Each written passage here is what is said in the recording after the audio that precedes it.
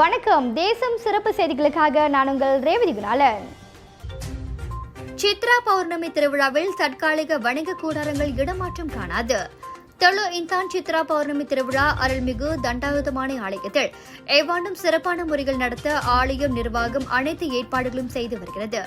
இதற்கிடையில் இவ்விழாவை முன்னிட்டு அமைக்கப்படும் தற்காலிக கடைகள் இடமாற்றம் காணப்படும் என்ற அறிவிப்புகள் வெளியானதில் சர்ச்சை உருவானது.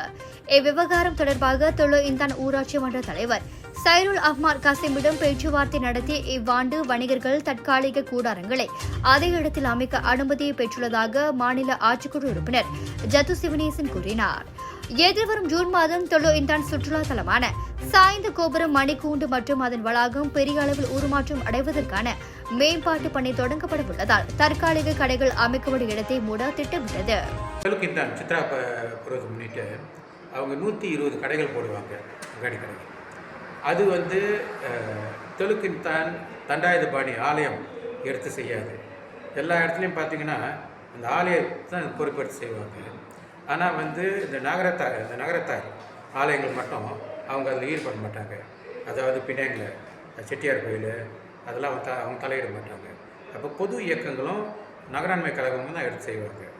அதே மாதிரி இந்த கடந்த 60-70 வருஷமாக நகராண்மை கழகம் எடுத்து குத்தகை விட்டு செஞ்சுட்டு இருந்தாங்க.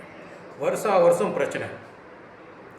2023 கம்ப்ளைண்ட் அதிகமாக வந்ததால் நானே போய் முன்னின்று அந்த டெண்டரை எப்படி கொடுக்குறாங்க அப்படின்னு பார்த்து எல்லாம் செஞ்சுட்டு வந்த பிறகும் பிரச்சனை தான்.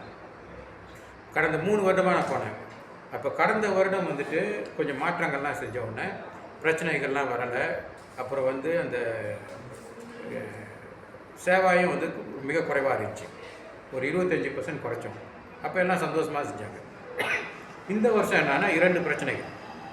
ஒன்று அந்த மணிக்கூண்டு இப்போ ரொம்ப பழுதாயிடுச்சு. அதை முழுமையாக செய்ய போகிறாங்க. அது 3 வருஷம் இருக்கும் செஞ்சு முடிக்கிறதுக்கு. அப்போ அந்த இடத்தையே சுற்றி அந்த இடத்தெல்லாம் கோடன் பண்ண போகிறாங்க. அங்கே இந்த கடைகள்லாம் இருக்கும். முன்ன பஜார் ரமடான் பஜாரும் அங்கே தான் இருந்துச்சு. இப்போ ரமடான் பஜாரை வேறு இடத்துக்கு கொண்டு போயிட்டாங்க.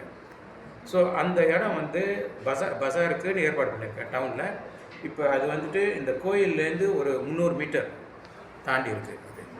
ஸோ இப்போ அவங்க என்ன சொல்கிறாங்கன்னா ஜூன்லேருந்து வேலை ஆரம்பிக்க போகிறோம். இவ்வாண்டு சித்ரா பௌர்ணமி தற்காலிக கூடாரங்கள் இடமாற்றம் அவசியம் குறித்த மீண்டும் மீளாய்வுக்கு எடுத்துக் கொள்ளப்பட்டது. மணிக்கூண்டு மேம்பாட்டு திட்டம் ஜூன் மாதம் தொடங்கப்பட உள்ளது. அதனை ஏற்றுக்கொள்ள வேண்டும்.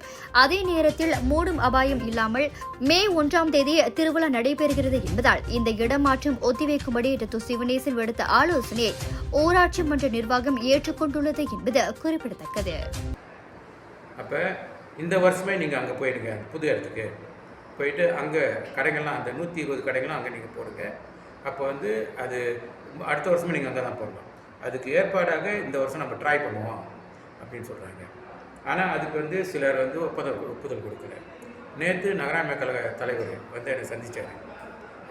தலைவர், செயலாளர், இன்னொரு மூத்த அதிகாரி என்னை சந்தித்தாங்க. அப்போ நான் அவங்கள்ட்ட சொல்லியிருந்தேன், பரவாயில்ல, இந்த வருஷம் இவங்க இங்கேயே இருக்கிற இடத்துலையே செய்யட்டும். இது 5ஆவது மாதம் வருது, ஏன் இப்போயே எங்களை விரட்டுறீங்க? ஆனால் அவங்களுக்கு இப்போயே நீங்கள் நோட்டீஸ் கொடுத்துடணும்.